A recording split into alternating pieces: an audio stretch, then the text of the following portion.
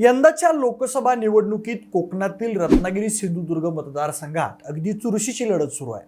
इथे माजी शिवसैनिक आणि आता भाजपाचे ज्येष्ठ नेते असलेले नारायण राणे आणि विद्यमान खासदार विनायक राऊत रिंगणात आहेत। त्यामुळे आधीच राजकीय दृष्ट्या संवेदनशील मानल्या जाणाऱ्या या मतदारसंघामधील वातावरण चांगलंच तापलंय। आरोप प्रत्यारोप, वार प्रहार, टीका टिप्पण्या सुरू आहेत। तसेच कोकणी माणूसही या राजकीय जुगलबंदीची मजा घेत आहे। तसेच वाडी वस्तीवर, गावागावात, राजकीय वर्तुळात सध्या नारायण राणे जिंकणार की विनायक राऊत बाजी मारणार याबाबतच्या चर्चा रंगल्या आहेत।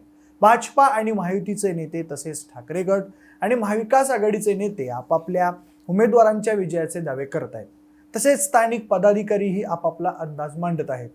या सर्वांचा आढावा घेतला तर रत्नागिरी सिंधुदुर्गमध्ये सध्या अटीतटीची लढत सुरू असल्याचं चित्र दिसत आहे। पण आता प्रचाराच्या टप्प्यात कोण आघाडीवर आहे आणि कोण पिछाडीवर आहे याचाच घेतलेला आढावा।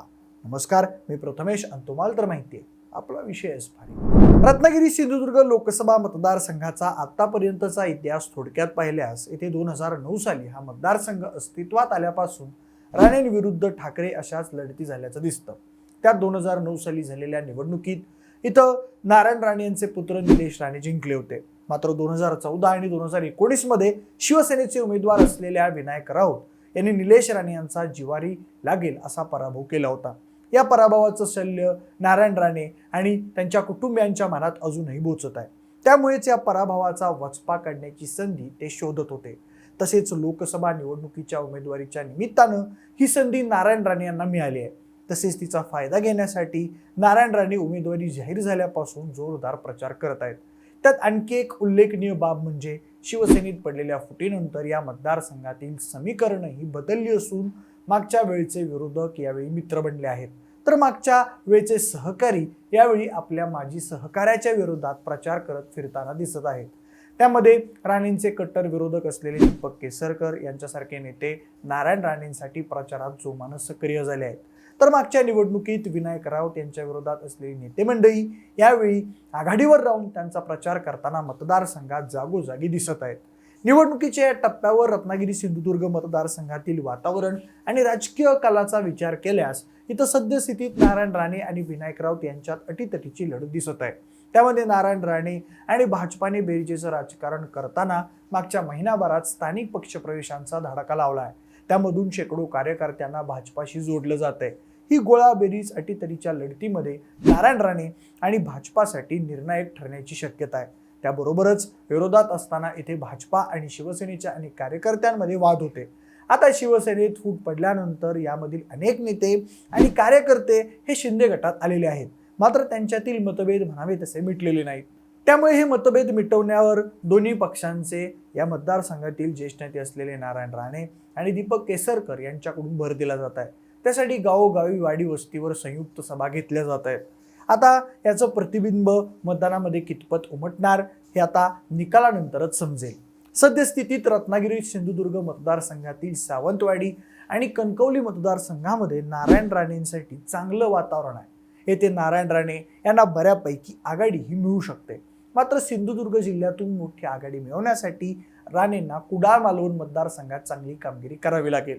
मात्र तिथे इतर दोन मतदारसंघांच्या तुलनेत ठाकरे गट मजबूत आहे। तसेच या मतदारसंघात येणाऱ्या रत्नागिरीमधील भागांपैकी राजापूर विधानसभा मतदारसंघात नारायण राणेंना मोठ्या विरोधाचा सामना करावा लागू शकतो, तर चिपळूणमध्ये सध्या तरी संमिश्र असं चित्र आहे।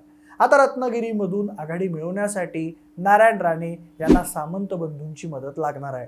आता त्यांचं पूर्ण सहकार्य लाभलं तर नारायण राणे यांचा मार्ग सुकर होईल। सध्या महायुतीचे नेते आणि पदाधिकाऱ्यांकडून मिळत असलेल्या आकडेवारीनुसार नारायण राणे यांना किमान 1 ते 1.5 लाख एवढं मताधिक्य मिळू शकतं असा अंदाज वर्तवला जात आहे। आता विनायक राऊत यांच्या एकंदरीत कामगिरीचा आढावा घेतल्यास मागच्या 2 निवडणुकांच्या तुलनेत विनायक राऊत यांच्यासाठी ही निवडणूक काहीशी अवघड झालेली आहे।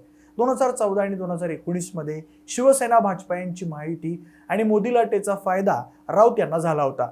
त्यामुळे दोन्ही वेळा त्यांचं मताधिक्य हे वाढत राहिलं होतं।